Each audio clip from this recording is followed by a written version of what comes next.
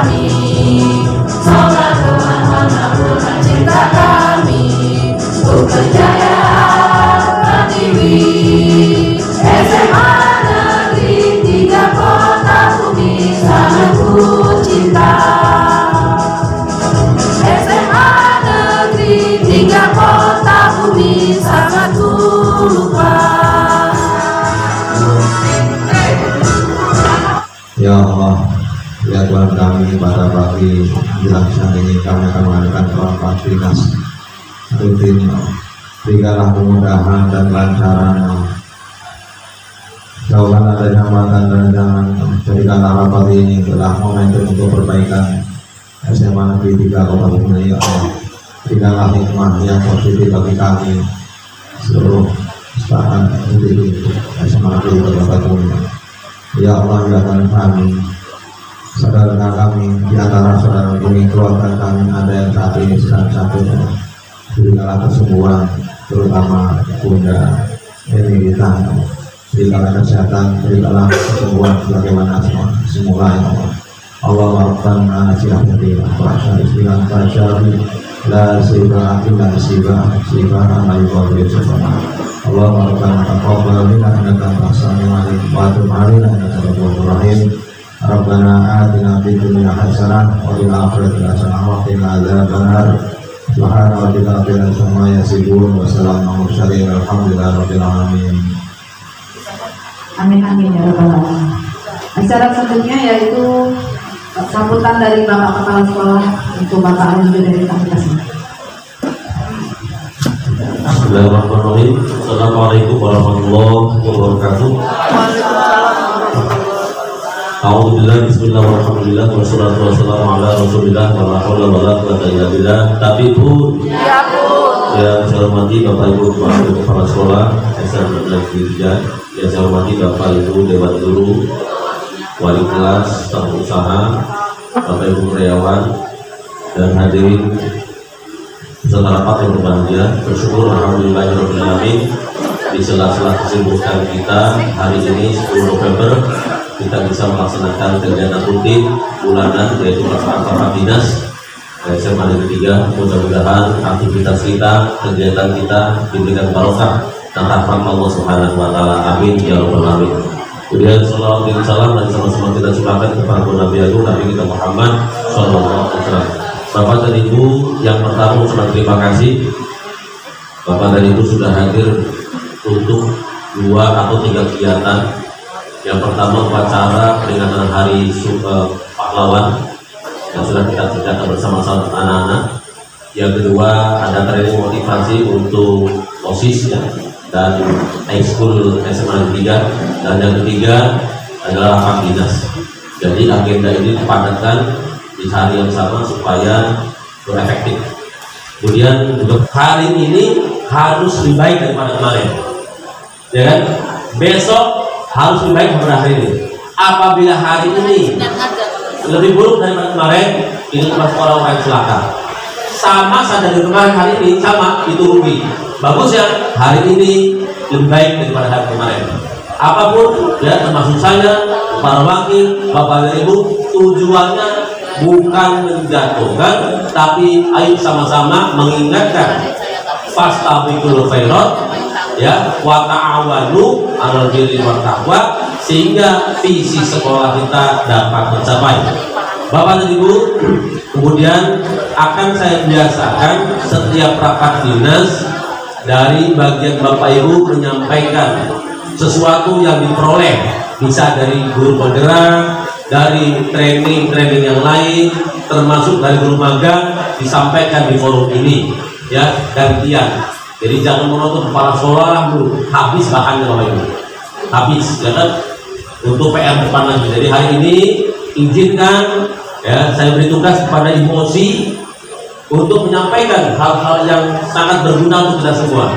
Tolong lihat bersama-sama ya, tolong cermati bersama-sama, yang baik kita ambil, termasuk saya akan duduk bersama-sama itu untuk mengambilnya ya. Kemudian giliran pertama dulu kalau saya Supardi sudah, Pak Zaidin sudah, Ibu Osi siap-siap, Ibu Nuri nanti pada pertemuan berikutnya, termasuknya senior-senior. Pak Farid sebelum pensiun kemarin tukarkan ilmu-ilmunya untuk kita semua. Ya, intinya gantian. Saya kira ini yang harus disampaikan. Sekali lagi, ayo sama-sama kita tadi menyanyikan lagu apa tadi, Mas? Lagu saya banyak yang menggugah ya, terutama saya. Bakti kita untuk negeri mana? Ya, termasuk SMA Negeri 3 tadi ada poin penting.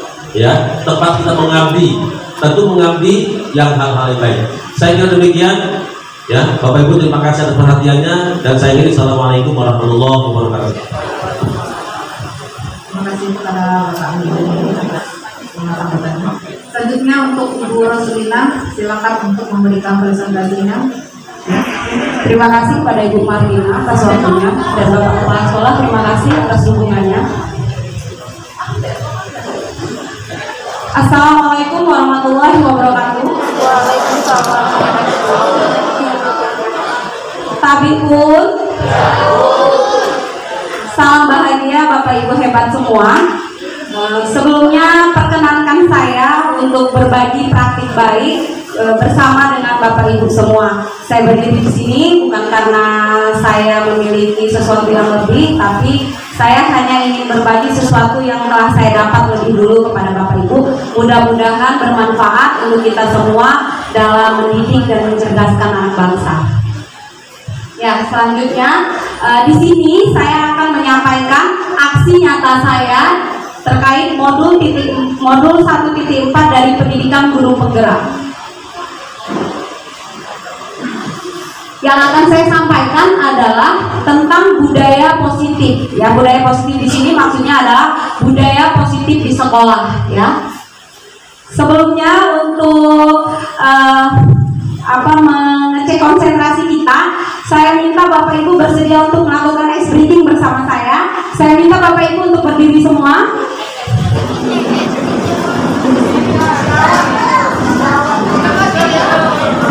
Ya, saya minta Bapak Ibu mendengarkan instruksi saya dulu ya. Jadi kita akan berhitung menggunakan gerakan tangan kiri dan kanan secara bersama, tetapi dengan gerakan yang berbeda. Jadi kalau saya menghitung 1, tangan kanannya diangkat ke atas, ya. Kemudian 2, turun ke bawah. Itu yang untuk tangan kanan. Nah, yang untuk tangan kiri, ketika saya berhitung 1, tangan kirinya ke atas, tapi ketika 2 ke depan, 3 baru turun ke bawah. Nah, tapi ketika nanti saya berhitung 1, dua-duanya bergerak bareng, jadi nggak gantian. Kita cek konsentrasi kita ya. Oke, siap Bapak Ibu? Siap. Oke ya, kita coba dulu ya. 1, dua-duanya ya. Ya, 2, 3, 4. Nah, diulang lagi. Jadi 1, 2, 3, 4, 5, 6 sampai hitungan ke 6 ya. Jadi 1, 2, 3, 4, 5, 6. Itu untuk tangan kanan. Yang untuk tangan kirinya 1, 2, 3, 4, 5, 6. Tapi nanti bareng. Jadi nanti tangannya kan nggak sama kiri sama kanan. Yang konsentrasi pasti betul nanti gerakannya ya. Oke, saya lihat dari depan ya. Ya, kita mulai ya. Siap ya Bapak Ibu? Ya, 1, 2, 3, 4, 5, 6. Ya, terima kasih Bapak Ibu. Silakan duduk.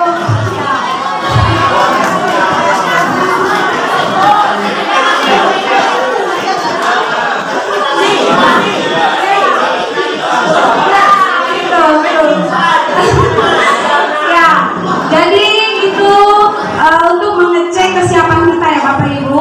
Selanjutnya kita ada kesepakatan kelas dulu ya di dalam ruangan ini.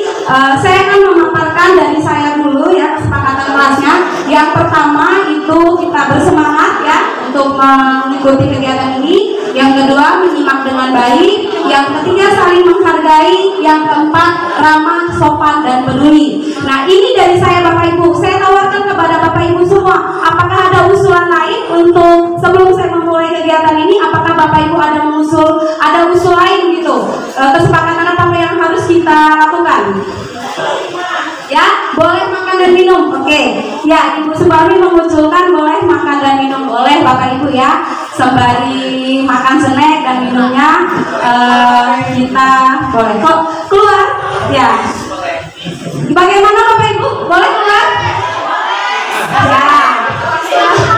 Ya, kita tambahkan 2 poin berarti ya. Boleh izin keluar untuk buang air kecil ya.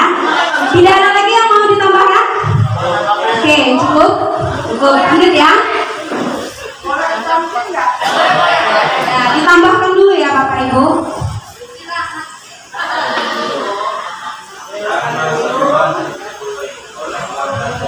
Boleh makan dan minum. Boleh izin ke toilet.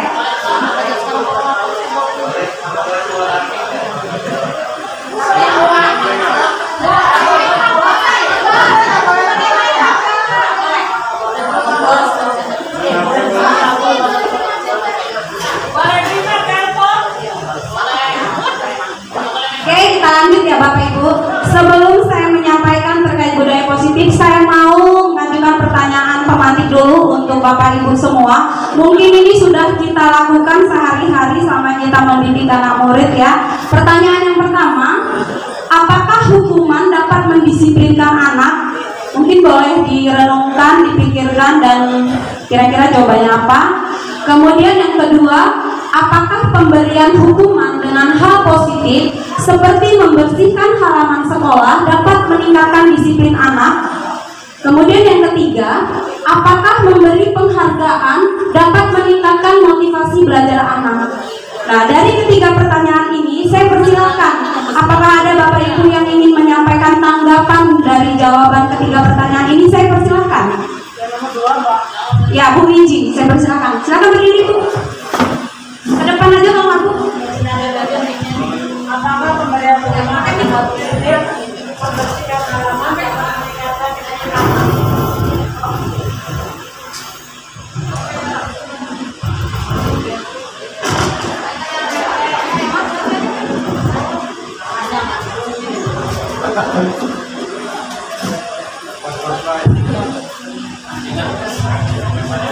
Untuk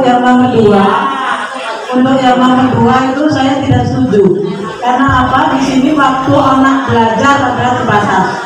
Jadi kalau dia sampai membersihkan halaman sekolah, ya di sini kayaknya terlalu berat untuk anak. Tapi kalau dia hanya membersihkan sekitar kelasnya mungkin di dalam kelas, itu hal yang wajar. Kalau sampai halaman sekolah kayaknya tidak. Untuk nomor 1 dan nomor 3 bagaimana Bu? Apakah hukuman dapat mendisiplinkan anak? Kita harus mendapatkan hukuman yang mendidik. Terus untuk nomor 3, memang perlu kita ngasih penghargaan terhadap anak, meningkatkan motivasi, walaupun mungkin kita dengan A+ saja. Misalkan dia mendapat mengerjakan sesuatu dengan betul, kita dengan rame-rame di kelas mengatakan kita A+ untuk jawaban yang benar. Terima kasih. Terima kasih Bu Wiji. Jadi untuk tanggapan dari Bu Wiji, yang pertama perlu ya Bu ya, perlu. Kemudian yang kedua tidak setuju karena dia halaman sekolah. Kalau di sekitar kelas setuju ya Bu, berarti setuju. Kemudian yang ketiga perlu juga ya Bu, ya walaupun dengan hanya A+. Apakah ada Bapak Ibu lain yang bersedia memberikan tanggapan? Tidak ada?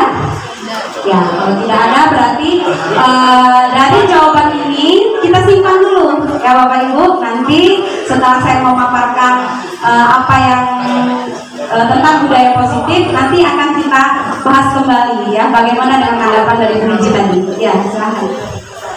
Jadi tentang budaya positif di sini saya akan memaparkan tentang 6 hal. Yang pertama, disiplin positif dan nilai-nilai kebajikan universal. Yang kedua, motivasi, hukuman, dan penghargaan restitusi. Yang ketiga, keyakinan kelas. Yang keempat, kebutuhan dasar manusia dan dunia berkualitas. Yang kelima, restitusi. Kelima, posisi kontrol. Dan yang keenam, segitiga restitusi. Kita lanjut yang pertama, disiplin positif dan nilai-nilai kebajikan universal.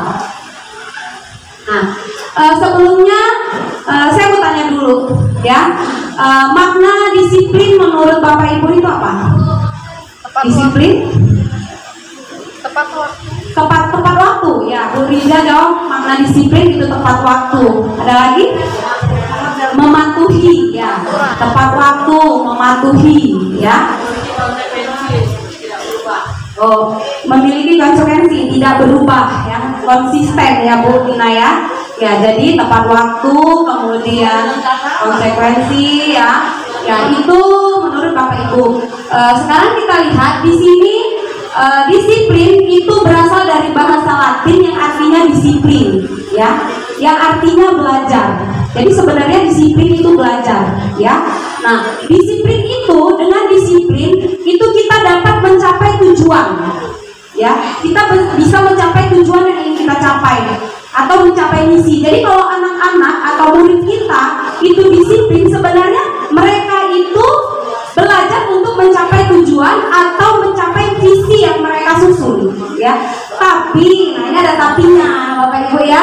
Budaya kita itu memaknai disiplin seperti yang tadi Bapak Ibu paparkan ya. Jadi makna disiplin menurut budaya kita itu adalah kepatuhan ya.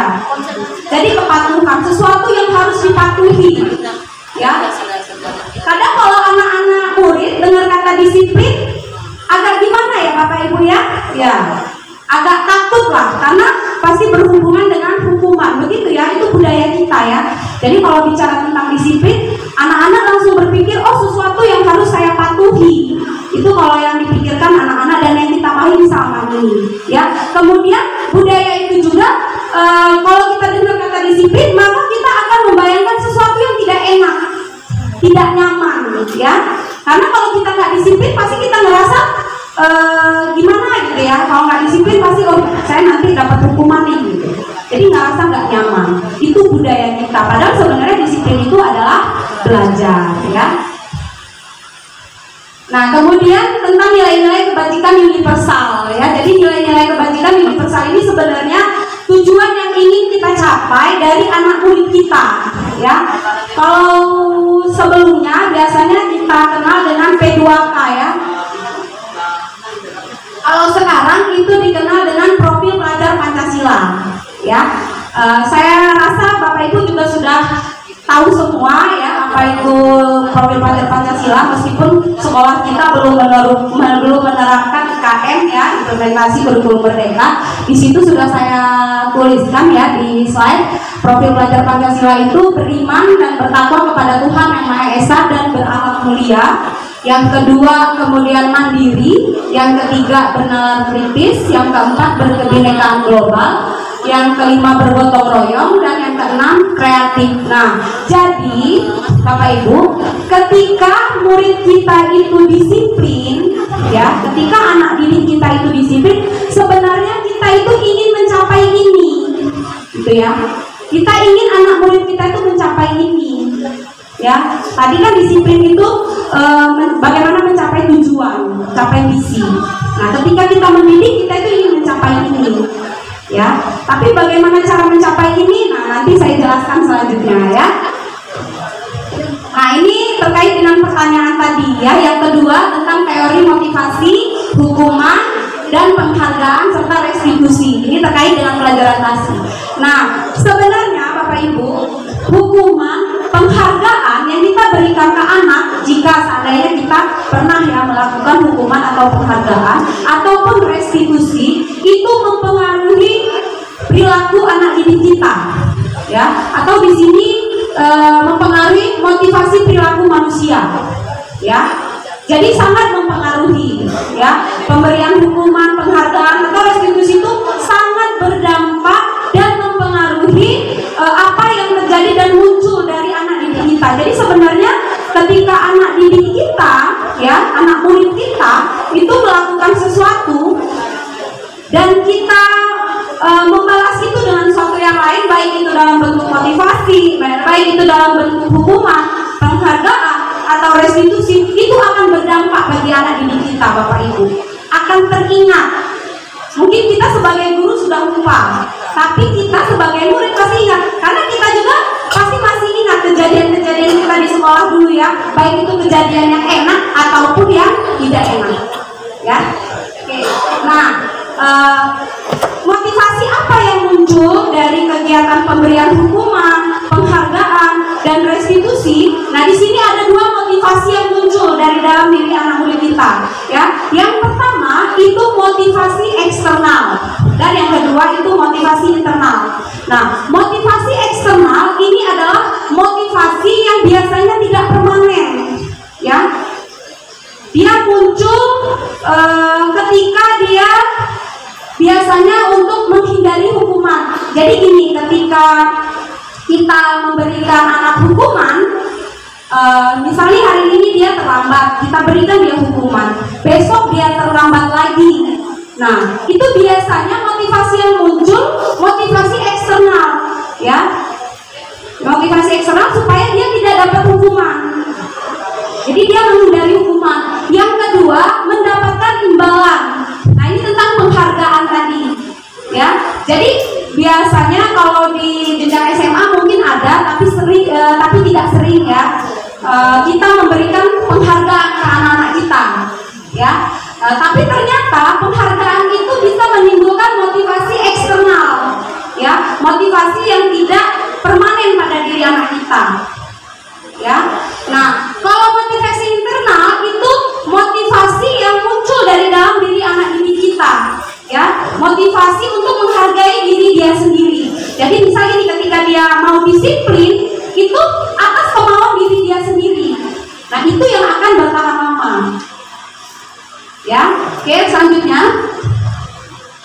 Nah, di sini menurut Ki Hajar Dewantara, ya, merdeka itu artinya tidak hanya terlepas dari perintah, akan tetapi juga cakap buat memerintah diri sendiri. Jadi maksudnya itu dengan anak murid itu dia disiplin bukan karena kita yang nyuruh, ya, tapi karena diri dia sendiri yang ingin disiplin. Seperti itu Bapak Ibu.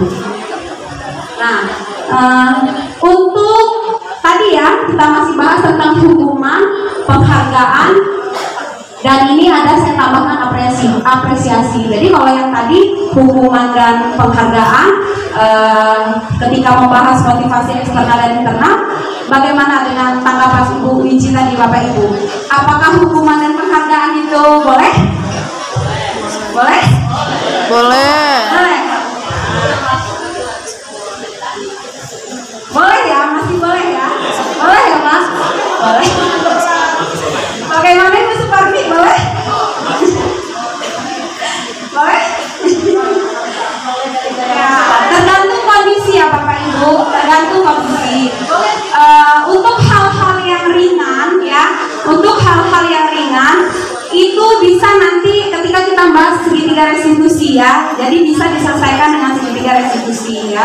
Tapi kalau untuk sesuatu yang besar, baru ke sana. Nantilah kita bahas lebih lanjut, ya. Sekarang kita ke teori dulu, ya. Nah, jadi ketika kita memberikan penghargaan, ya, ketika kita memberikan penghargaan ke anak murid, itu yang muncul adalah menurunkan kualitas sebenarnya Bapak Ibu, ya. Menurunkan kualitas. Kenapa menurunkan kualitas? Ya karena anak murid kita dia mau mencapai sesuatu karena dia ingin mendapatkan imbalan itu tadi, ya.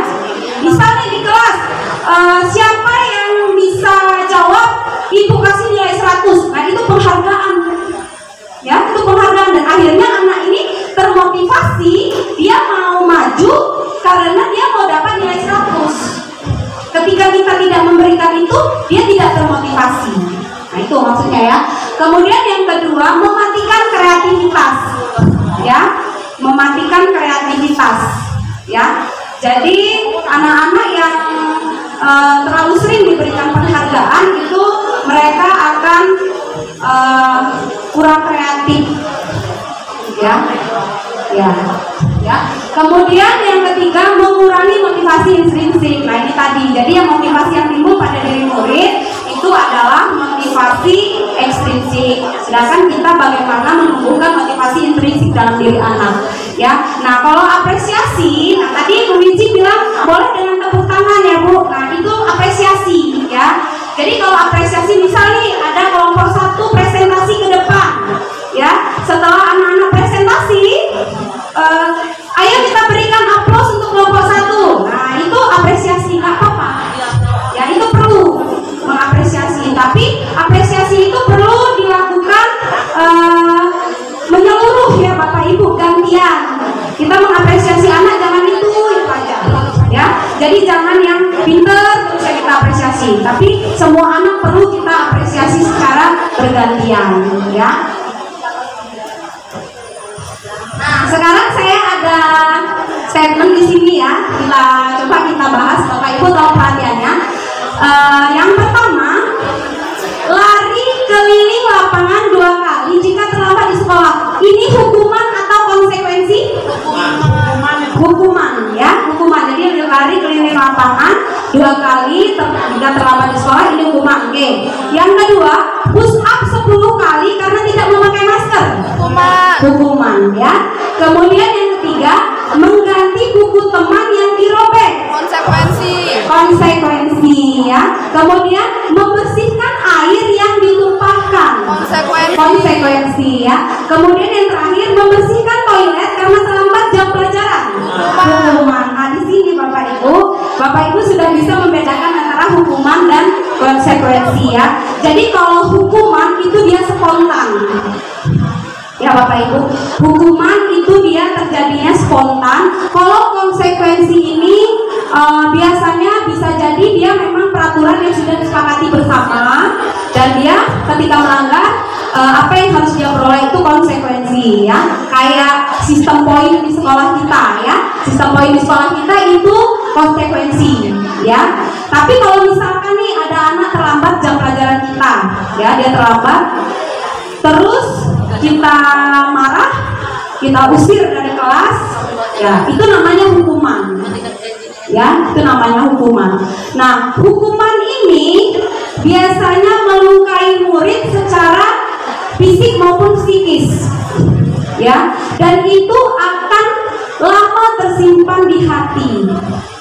Ya, menimbulkan motivasi ekstrinsik.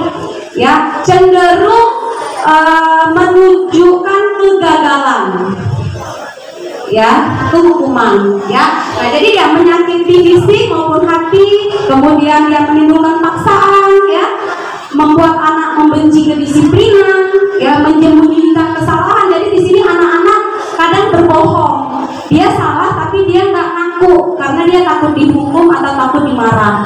Kemudian timbul rasa bersalah pada anak, ya. Nah, dan semua ini itu bisa membuat kegagalan pada diri anak. Ya, itu untuk menurut teori hukuman. Nah, sedangkan konsekuensi itu sesuatu yang harus terjadi. Ya, kayak misalkan dia kayak di sekolah kita ya, dia terlambat terus dapat poin terlambat 2 ya. Nah, itu sesuatu harus terjadi karena memang kita sudah ada kesepakatan ya. Kemudian tapi anak walaupun sudah ada konsekuensi, anak tetap merasa tidak nyaman. Anak merasa tidak nyaman, tapi anak menghargai kedisiplinan. Ya, dia menghargai kedisiplinan. Kemudian mematuhi peraturan.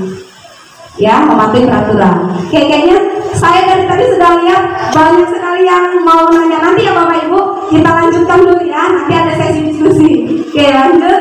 Nah, sekarang ini restitusi. Restitusi ya. Sebenarnya kita sudah sering melakukan restitusi ini Bapak Ibu, tapi mungkin baru dengar ya. Karena saya pribadi juga baru dengar tentang restitusi itu ketika saya di guru penggerak ini. Tapi sebenarnya kita sudah sering melakukan ya. Nah, jadi restitusi ini adalah proses menciptakan kondisi bagi murid untuk memperbaiki kesalahan mereka ya, sehingga mereka bisa kembali pada kelompok mereka dengan karakter yang lebih kuat. Itu menurut dosen ya. Oke. Nah, restitusi ini dapat menimbulkan kedisiplinan pada anak ya. Jadi anak itu dia akan muncul motivasi intrinsik dari dalam dirinya untuk disiplin. Jadi dia menghargai dirinya. Itu restitusi ya. Jadi murid atau anak mendapatkan penguatan, masalah terpecahkan, murid belajar bertanggung jawab, kemudian fokus pada pemecahan masalah dalam jangka waktu panjang ya.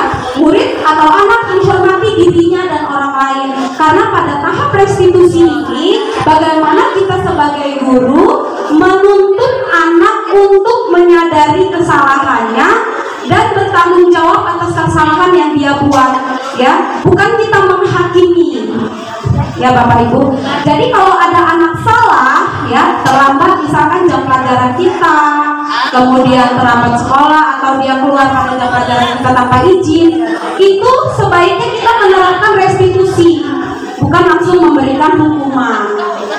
Ya, bukan langsung berikan hukuman, tapi dengan restitusi. Kenapa? Dengan restitusi ini tadi, dia kita arahkan, kita tuntun untuk menyadari kesalahan dia. Terus dengan kesalahan, ketika dia sudah sadar kesalahan dia, apa yang harus dia lakukan untuk bertanggung jawab? Nah itu, jadi dia belajar untuk bertanggung jawab dan memecahkan masalah. Dengan seperti itu harapan kita dia tidak mengulangi, ya. Apa yang langsung tidak mengulangi, Bu? Nah, belum tentu juga, itu butuh proses ya Bapak Ibu. Mendidik itu butuh proses. Nah, hari ini kita terapkan restitusi langsung berhasil, tidak, ya, butuh proses. Nah, sekarang keyakinan kelas, ya. Tadi di awal saya ada kesepakatan kelas, ya. Nah, itu sebenarnya sama aja dengan keyakinan kelas.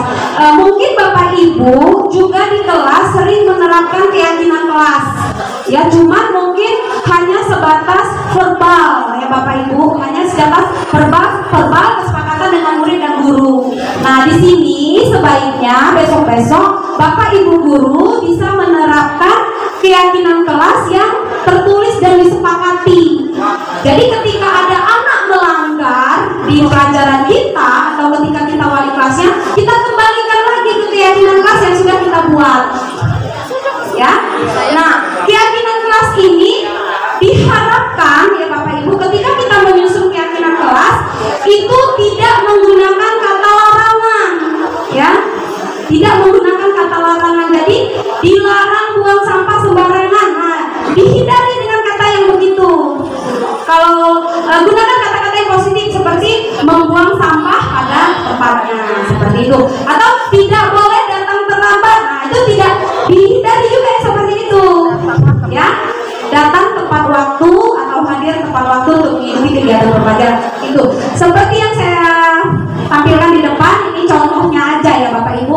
Jadi aktif dalam pembelajaran, menghormati orang lain, ya, berdoa sebelum belajar, mengetuk pintu dan mengucap salam, menggunakan pasar dan sebagainya, ya. Tapi di sini biasanya kita, karena saya juga begitu, makanya saya bilang biasanya kita ya. Saya juga begitu ya. Saya sering kalau masuk kelas pertama kali di tahun ajaran baru, itu saya membuat kesepakatan dengan anak-anak, tapi saya dari saya biasanya gitu dulu saya, ya. Kesepakatan kita belajar gini. Nah, di sini kalau bisa ya, bukan kalau bisa, seharusnya kita membuat keyakinan kelas. Kita boleh sebagai guru memaparkan. Yuk anak-anak kita buat keyakinan kelas nih dari ibu, seperti yang saya coba tadi di awal ya. Nih kesepakatan kelas dari ibu, ya. Kita bahas apakah disepakati. Nah, kalau sepakat ada tambahan nggak dari anak-anak semua? Itu apa tambahannya? Ya, apa boleh mereka kalau mau diketik boleh ya, nanti di print kalau sudah disepakati, kemudian ditempel di kelas biar dia selalu baca, ya. Atau kalau mau cantik digambar-gambar, dibentuk ya, atau pakai stick note ya. Kalau yang ngajar di 11 MIPA 1, saya sudah buat dengan anak-anak 11 MIPA 1 keyakinan kelas ya. Boleh seperti itu juga, pakai karton kemudian ditempel-tempel pakai stick note. Nah, setelah dibuat, kita bilang lagi ke anak-anak, nah ini keyakinan kelasnya kita udah jadi. Mulai hari ini siap nggak kita bertanggung jawab untuk menjalani keyakinan kelas? Ya, biasanya anak-anak selalu tak jawab siap Bu. Besok ada yang melanggar Bapak Ibu? Ada. Nah, ketika ada yang melanggar, kita kembalikan lagi ke keyakinan kelas yang kita buat. Ya, itu seharusnya. Jadi bukan ketika anak melanggar kita langsung marah-marah, bentak-bentak, kasih hukuman, kita usir dari kelas, bukan yang seperti itu. Ya, bukan yang seperti itu, tapi kita terapkan restitusi tadi ya. Kemudian kebutuhan dasar manusia dan dunia berkualitas. Nah, di sini ada 5 kebutuhan dasar manusia. Ya, yang pertama untuk bertahan hidup, yang kedua kasih sayang dan rasa diterima, yang ketiga penguasaan, yang keempat kesenangan, dan kelima kebebasan. Ya, jadi kebutuhan dasar manusia ini penting Bapak Ibu. Ya, kenapa? Karena ketika ada murid, ya kita bicara tentang murid ya, ketika ada murid yang kebutuhan dasarnya ini tidak terpenuhi satu saja, itu akan mempengaruhi perilaku murid. Ya, jadi kalau misalkan ada murid kita yang melanggar atau yang nakal, coba kita lihat kebutuhan dasarnya sebagai manusia sudah terpenuhi belum? Mungkin nggak? Kadang kita sering ya Bapak Ibu ketemu di kelas kita anak yang cari perhatian ya, nakalnya cari perhatian. Oh berarti anak ini kurang kasih sayang. Nah sebagai guru kita berikan kebutuhan anak itu ya, kita berikan kebutuhan kasih sayang itu ya. Oh guru juga ya Bu Agung, guru juga butuh kasih sayang. Oh ya betul Bu Agung, karena kan kebutuhan dasar manusia ya. Kalau tadi kan saya nyontohin murid, sebenarnya semua manusia ketika kebutuhan dasarnya tidak terpenuhi, maka perilakunya akan menyimpang ya. Jadi kalau ada anak murid kita yang menyimpang, coba kita lihat kebutuhan dasarnya, jangan langsung kita marah-marah ya Bapak Ibu ya. Saya juga gitu sih, saya dulu ya, dulu ya, sekarang udah bertobat insya Allah ya. Nah, jadi kalau ada anak murid kita yang menyimpang ya, coba kita lihat kebutuhan dasarnya, anak ini pengen apa sih gitu. Oh kurang kasih sayang, kita kasih sayang ya. Dia kurang kebebasan ya, tertekan, misalnya dia tertekan, kurang kebebasan ya, kita berikan dia pengen bebas apanya sih, tapi dalam ranah-ranah tertentu ya, bukan berarti bebas sebebas-bebasnya ya. Ya itu Bapak Ibu ya.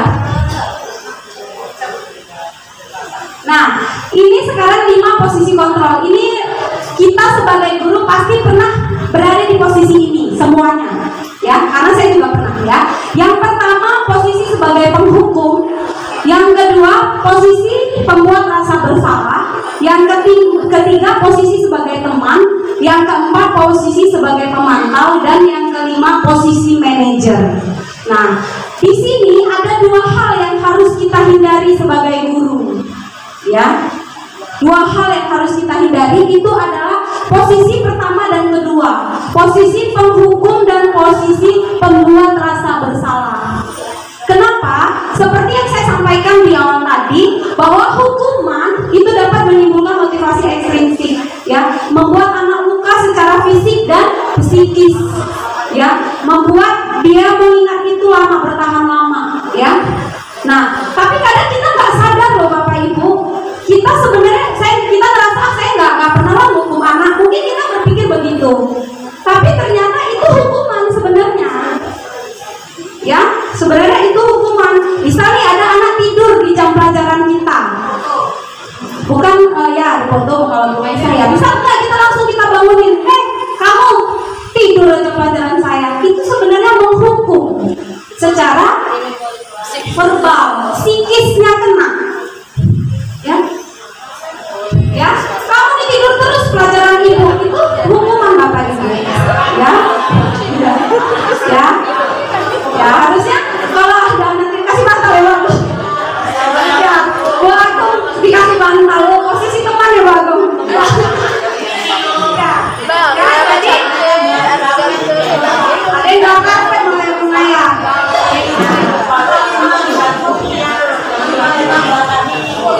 Menurut Bu Sita anak sekarang tidak akan terluka secara psikis ya Bu ya.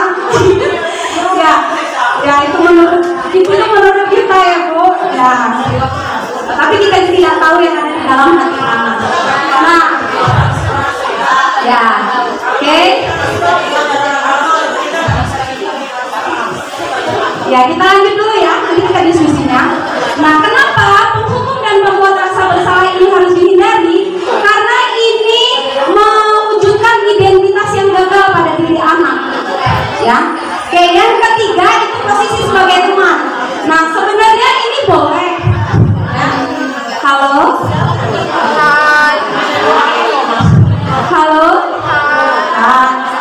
ya, jadi posisi sebagai teman ini boleh, tapi sebenarnya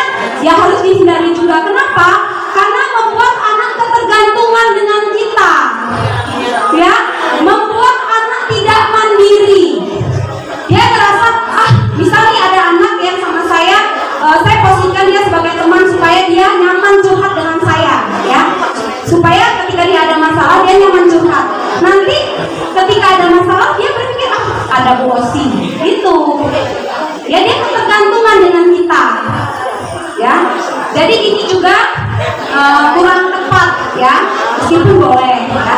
Nah kemudian yang keempat ini posisi sebagai pemantau. Nah ini kita sering ya, sering kita karena kita punya sistem poin ya.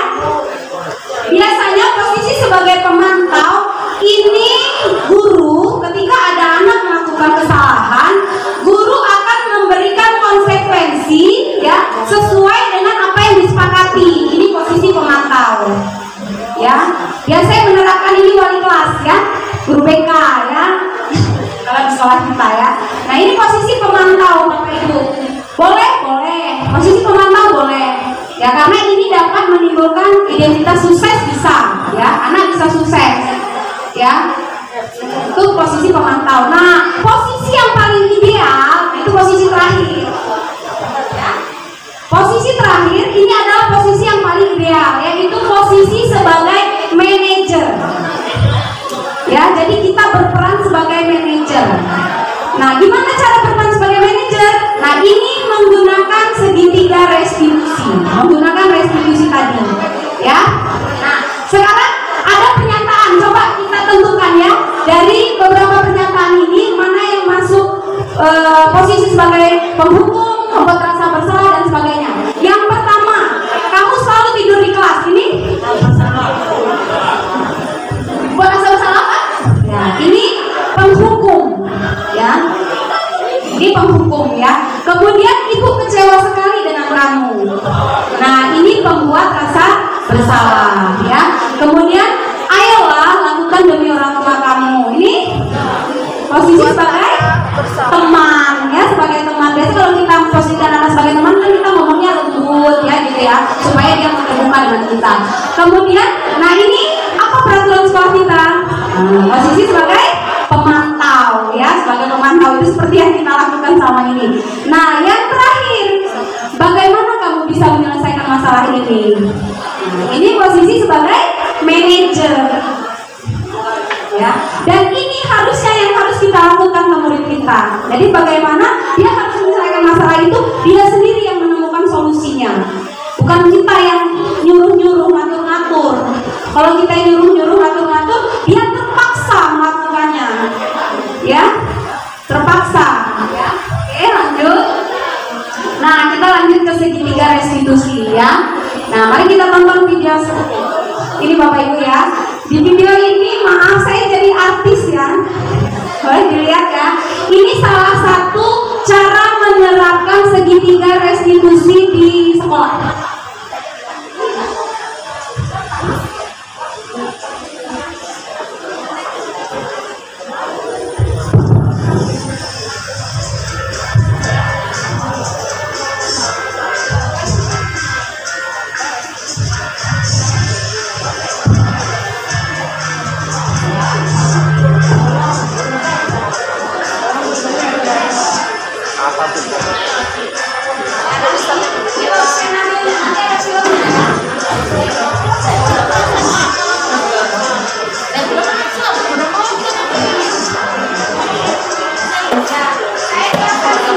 Skenario ini, jadi ada anak yang terlambat masuk kelas karena jajan di kantin.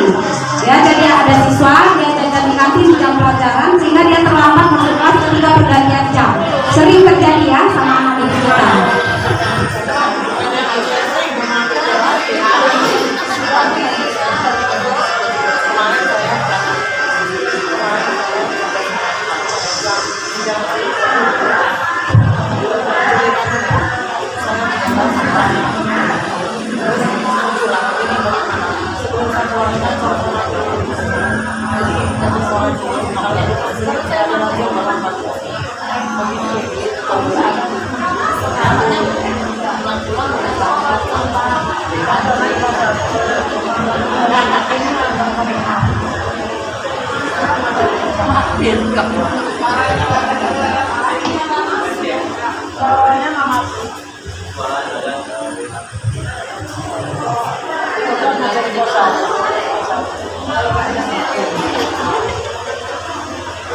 Nanti saya kirimkan dulu ya linknya ya. Iya Bu.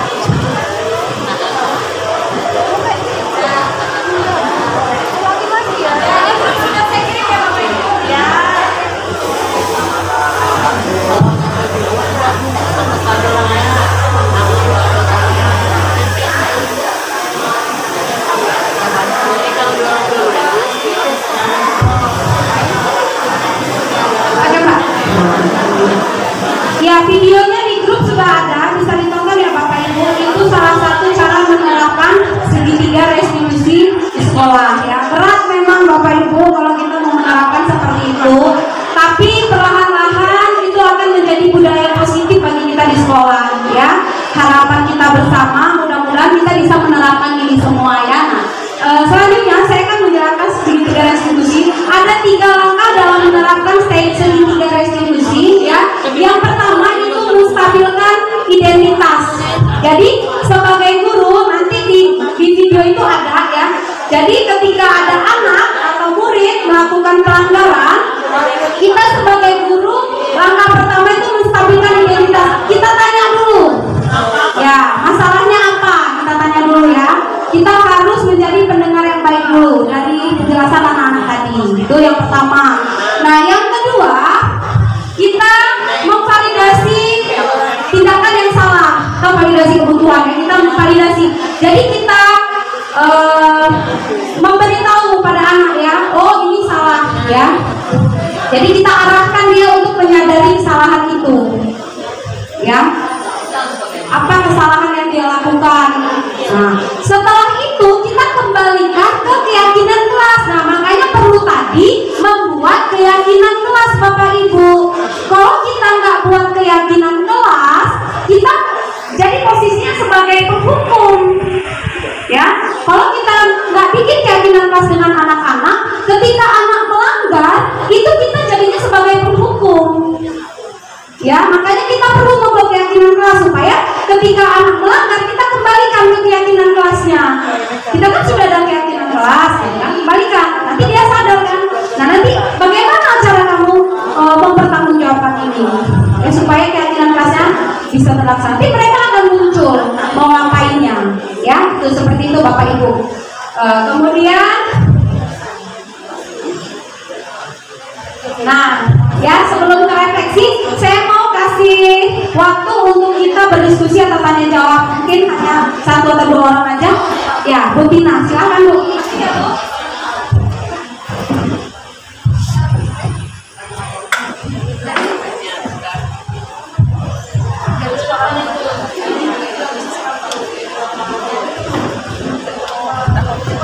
Assalamualaikum warahmatullahi wabarakatuh.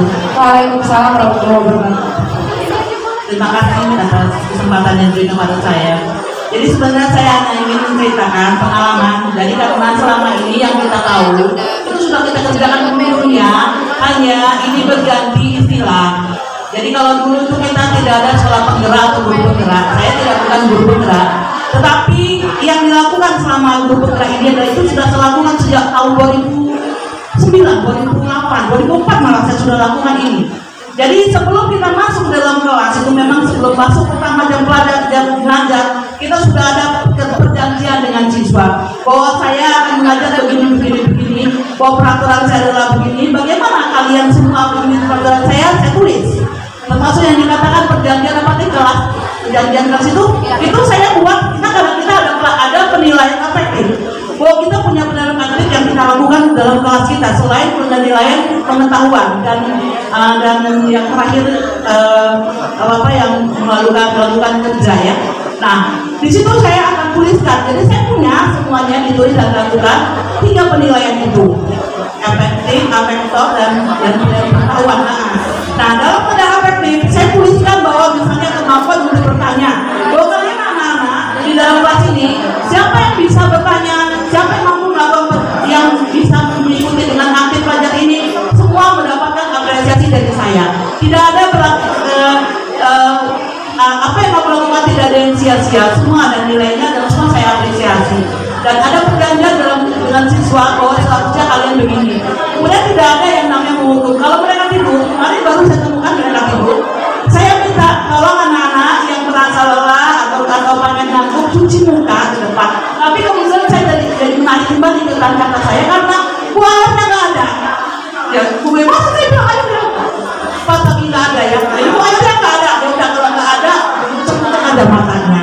Mungkin kamu lelah, nggak apa-apa.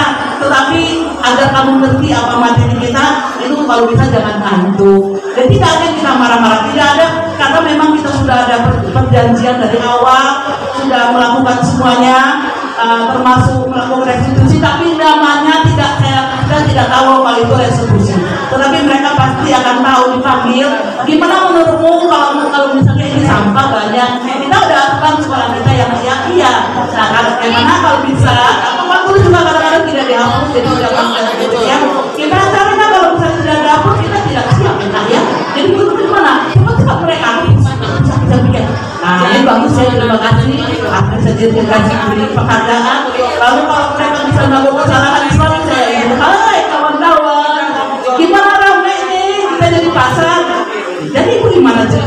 bisa kan? Ya, jadi mungkin saya tidak memarahi mereka, tetapi kita kerjasama dengan baik. Bukan berarti menganggap dia sebagai teman, ada batasan sebagai teman. Tetapi mereka berani untuk bercerita bahwa mereka tidak menakut. Jadi saya rasa yang dilakukan dulu dengan sekarang itu sebenarnya sama, hanya istilahnya berbeda. Dan itu sudah kita lakukan. Kalau saya memang saya beri penilaian dan saya punya formatnya. Mudah-mudahan seperti itu.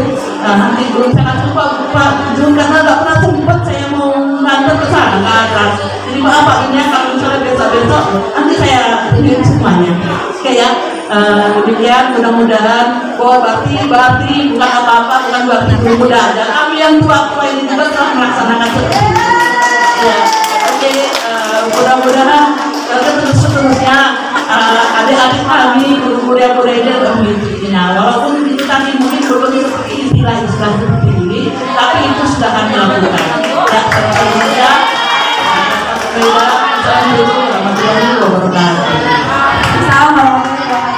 Terima kasih Bu Tina. Ada lagi Bapak Ibu?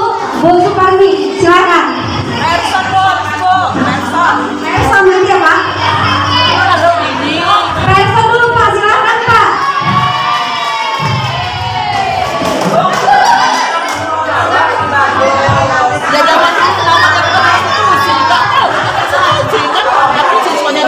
Assalamualaikum warahmatullahi wabarakatuh. Mohon izin kepada kepala sekolah, wakil dan senior saya. Perkenalkan saya Guru Honor Julian mau berbicara. Tadi saya menanggapi ada hukuman dan konsekuensi serta keyakinan kelas. Tadi Ibu Osi memberikan contoh, kalau kita lagi ngajar, anak tidur kita bangunkan, apakah itu hukuman? Kawan-kawan tadi sepakat itu hukuman. Itu belum tentu hukuman. Tergantung. Kalau dia sudah menjadi keyakinan kelas, maka itu bukan hukuman.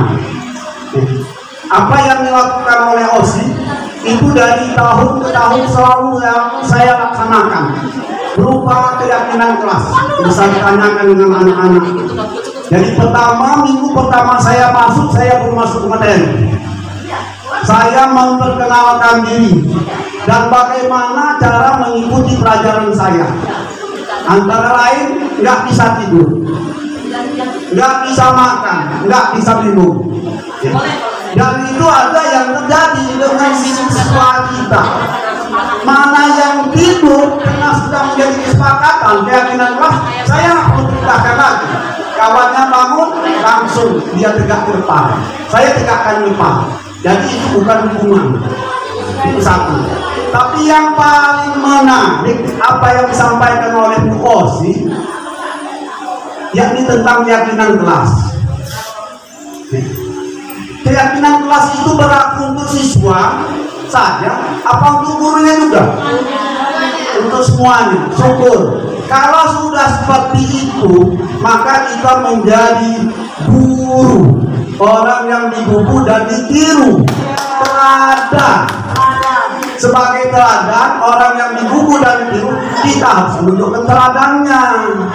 Kadang-kala anak-anak ini dilarang untuk duduk di kursi, di meja, kita gurunya duduk di meja.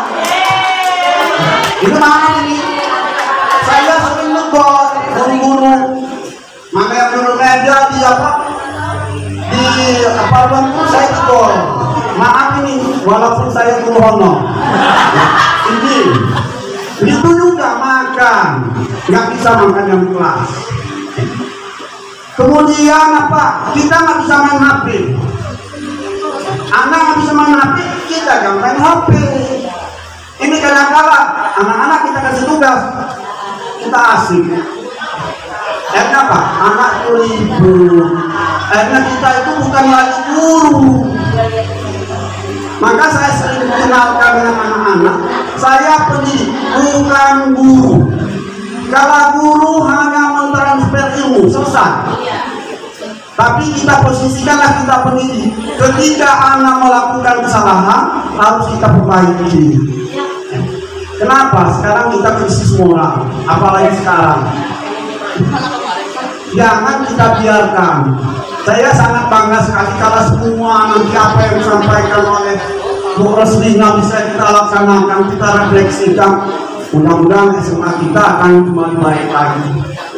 Jadi saya Pak, itu yang dapat saya sampaikan. Jadi keyakinan kelas itulah kita sampaikan apa-apa saja pada waktu mengikuti pelajaran kita. Berlaku untuk anak dan berlaku untuk kita. Jangan kita menang sendiri. Kita nyuruh anak masukkan baju, tapi gurunya sendiri keluarkan. Kita apa?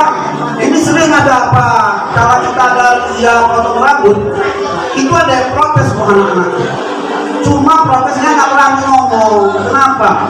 Nyuruh apa siswanya kita potong rambut, tapi gurunya ada yang panjang. Kan aneh. Kan aneh itu. Nah, jadi kalau kita mau memberikan apa istilahnya hukuman, kita koreksi diri kita dulu. Jadi saya minta apa kawan-kawan senior saya itu laksanakan apa yang disampaikan oleh bos ini, terutama keyakinan kelas. Nah, itu saya hanya menambahkan saja seperti apa yang disampaikan oleh Bu Cina tadi. Itu sudah kita lakukan, cuma berbeda nama. Itu aja yang dapat saya sampaikan. Ini maaf pada apa kawan-kawan ya, ada kesalahan, ada kekurangan, saya minta maaf. Dan selain apa menyampaikan tadi, saya akan sedikit apa saya lupa ya. Itu aja yang dapat saya sampaikan. Mohon maaf, saya sudah lanjut dan saya jadi wabillahi budaya wassalamualaikum warahmatullahi wabarakatuh. Ya, waalaikumsalam warahmatullahi wabarakatuh. Terima kasih Pak Erson. Ibu Suparmi, jadi ya sedikit ya dari Ibu Suparmi sebelum penutup. Assalamualaikum warahmatullahi wabarakatuh. Waalaikumsalam warahmatullahi wabarakatuh. Ini berbagi Bu Roslina, saya mau bertanya tentang pandangan Bu Roslina terkait kasus ini. Kan kebetulan saya sedang menjalankan. Jadi kasusnya ini, saya sebagai wali kelas, ada siswa saya yang gak mau cek gitu loh. Ada masalahnya protes. Pertama saya panggil dulu yang pertama, dia sadar kemudian dia sudah karena kan kebetulan dia pasti harus mengatakan adiknya dan dia mengajukan bagaimana proses ya. Oke, saya terima mau dia seperti itu. Kalau 2 kali jalan, besoknya nggak lagi. Dan aku lagi yang seperti ini. Berapa kali yang seperti ini orang terus. Jadi kalau mendapat terus kita, ini saya harus mendapat. Sedangkan sudah institusi orang-orang nggak ada perubahan. Itu aja. Akhirnya assalamualaikum warahmatullahi wabarakatuh. Waalaikumsalam warahmatullahi wabarakatuh. Perkenankan saya menanggapi ya Bapak Ibu, sedikit izin ya Pak Kepala Sekolah. Dari pernyataan Ibu Tina tadi, benar Bapak Ibu, seperti yang saya sampaikan di awal tadi, mungkin kita semua sebagai guru di ruangan ini sudah menerapkan keyakinan kelas ya, yang dulu bahasanya mungkin kontrak belajar, kesepakatan belajar, seperti yang saya sampaikan tadi biasanya, karena saya juga menerapkan itu, tapi kita hanya menerapkan sebagai bahasa verbal ya, dan harapannya mulai sekarang itu dibuat tertulis. Jadi dibuat tertulis, entah mau diketik, mau ditulis di karton, ditempel di kelas, jadi biar anak-anak itu tergugah dan sadar ya. Itu selanjutnya ya. Kemudian Pak Erson tadi ya, yang anak tidur tidak dibangunkan, maaf Pak, bukan tidak dibangunkan, jadi gini, ketika ada anak tidur, kita bangunkan ya, sebagai guru kita bangunkan, kita suruh cuci muka, kita suruh ikut pelajaran kita dulu. Nanti setelah jam pelajaran kita habis, kita ajak dia ke ruangan kita ya, kita selesaikan dengan cara restitusi. Kalau hukuman, dia kita bangunin, anak tadi yang tidur kita bangunkan, langsung kita omelin, itu hukuman. Itu bedanya ya Pak Erson. Pak Erson tadi bilang saya sudah bikin kesepakatan dan disuruh berdiri di depan kelas ya Pak Erson. Oke, Oke, jadi diharapkan Bapak Ibu ketika kita membuat keyakinan kelas dengan anak-anak, hindari keyakinan yang sifatnya hukuman, ya, hindari yang sifatnya hukuman, tapi gunakanlah bahasa-bahasa positif yang membuat anak termotivasi. Ya itu. Nah kemudian dari Ibu Suparmi, saya sudah menerapkan restitusi berulang kali ya Bu. Nah ini jangan bosan Bu, ya. Seperti yang disampaikan oleh Pak Exon tadi, saya bukan guru tapi pendidik ya Pak. Nah itulah tugas kita sebagai pendidik. Jadi kita mendidik tanpa bosan. Jadi kalau ada anak melanggar, ya kita coba terus sampai tergugah hatinya. Ya, jadi jangan bosan-bosan kita menerapkan restitusi itu untuk menyadarkan anak kembali ke jalan yang sebenarnya. Ya, oke, boleh Bu Tina? Jadi begini ya Bu, kalau menurut saya, apabila saya sudah berkali-kali melakukan restitusi dari anak yang berganti, misalnya punya guru BP, bisa kita kembalikan ke guru BP dengan catatan, karena saya pun demikian, kalau anak misalnya 2 kali ulangan nilai yang kecil, dia saya berikan ke BP, karena yang namanya masalah BP kan anaknya masalah ya. Tapi kalau misalnya pelajaran dia merasa kurang, tidak sesuai dengan kita, maka saya berikan kembali ke BP dan tulisannya. Dan saya minta hasil dari BP itu mana? Karena kita harus bersama dengan gurunya di BP, karena mereka punya tugas khusus dalam memperbaiki. Bukan tugas kita lagi dalam praktek. Karena kita mendidik itu ada batasnya. Kita akan memberikan materi. Kalau semuanya kita urus itu, ya gitu bakat kita. Tidak bisa lagi kita. Apalagi kalau saya berwajibah, saya guru. Ya habis waktu pengurusan yang semasa. Menurut saya, kembalikan lagi berangkat semua BP itu bukan bagi anak yang bermasalah besar. Anak yang tidak belajar, yang tidak sempurna, nilainya tidak sama, ulangan nilai kecil atau bermasalah sedikit di kelas, dan kita bisa kita kembalikan ke guru BK. Ada, saya bisa formatnya yang bisa saya kirim dan mereka membawanya ke saya. Ya, seperti itu ya Bu Agus, Bu Suparmi. Jadi ketika kita sudah berulang kali menyelesaikan anak dengan restitusi, maka kita bisa berkolaborasi dengan guru BP, bahkan kalau wali kelas itu bisa dengan orang tua murid. Tapi Bapak Ibu di sini kita perlu tekankan lagi, ketika kita ada masalah, usahakan dulu kita selesaikan dengan kita dan terapkan restitusi. Ya, jadi jangan semua langsung dikembalikan ke guru BP, karena sering kita juga mungkin ada anak yang melanggar di kelas kita, langsung kasih ke guru BP, langsung kasih ke guru BP. Nah, sebaiknya kita menghindari itu ya. Tapi kita selesaikan dulu dengan restitusi. Kalau masih terus berulang, ya kita buat kesepakatan lagi dengan anak tersebut. Kita buat keyakinan lagi ya. Ya, buat keyakinan lagi. Ya, Bu Wiji. Ini pengalaman saya pribadi. Kemarin saya datang ke kelas, kesepakatan saya awal saya sudah bilang, setiap saya akan masuk, yang terlambat nanti saya perbolehkan lagi. Tapi berkali-kali itu rupanya nggak ada perubahan. Lalu kemarin anak yang minta tolong untuk seperti itu dari kelas. Yang ketiga, kalau kita awal restitusi Pak, ini ada salah satu kelas. Kayaknya mungkin BP-nya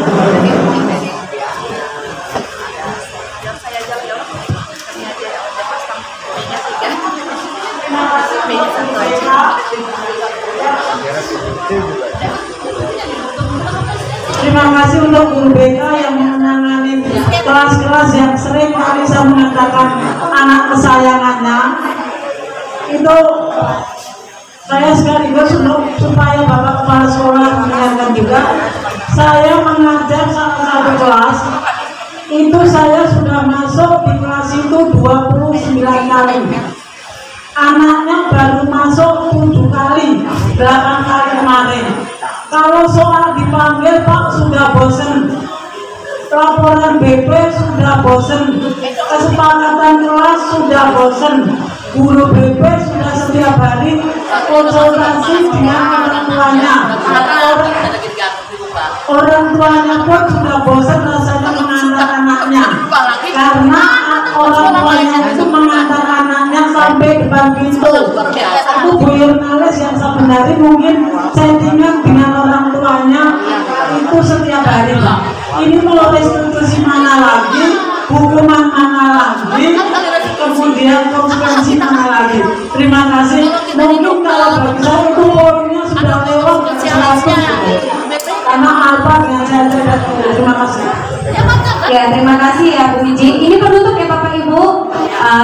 Jadi sudah berulang kali ya Bu Iji, guru mapel, guru BK, wali kelas, bahkan sudah berkolaborasi dengan orang tua murid.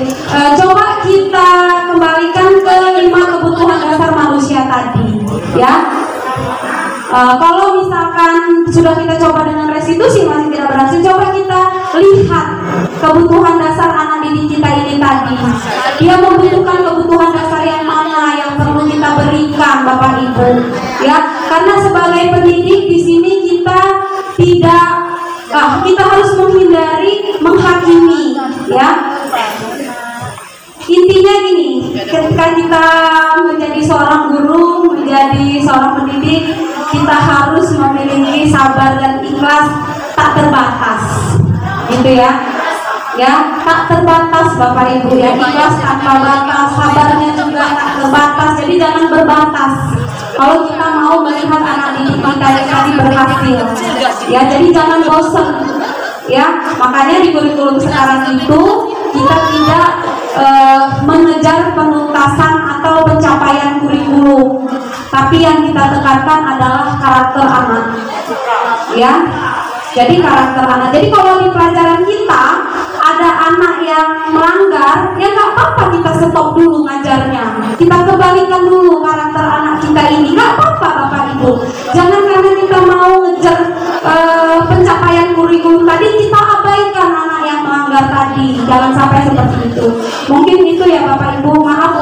Maaf Bu Emma, waktunya sudah habis. Saya sudah dikasih kode oleh Bapak Kepala Sekolah. Bapak Ibu, di grup SMA 3 saya sudah kirim link refleksi kegiatan kita hari ini. Saya mohon dengan sangat kerjasamanya untuk Bapak Ibu mengisi link refleksi tersebut, ya, bukan yang YouTube Bu Tina tapi yang Google Form. Saya minta tolong diisi refleksinya. Mungkin itu saja yang dapat saya sampaikan dalam kegiatan berbagi praktik baik ini. Lebih kurangnya saya mohon maaf. Jika ada hal yang baik kita terapkan bersama-sama untuk mewujudkan budaya positif di sekolah kita. Jika ada kekurangan itu datangnya dari diri saya pribadi. Jika ada hal yang baik itu semata-mata karena Allah yang mengarahkan saya. Terima kasih saya ucapkan kepada Bapak Kepala Sekolah atas waktu yang diberikan dan kepada Bapak Ibu. Saya akhiri. Wassalamualaikum warahmatullahi wabarakatuh. Tepuk tangan Bapak Ibu untuk Ibu Osi. Sebetulnya saya mengucapkan terima kasih kepada Bu Osi. Inilah materi yang ingin saya sampaikan.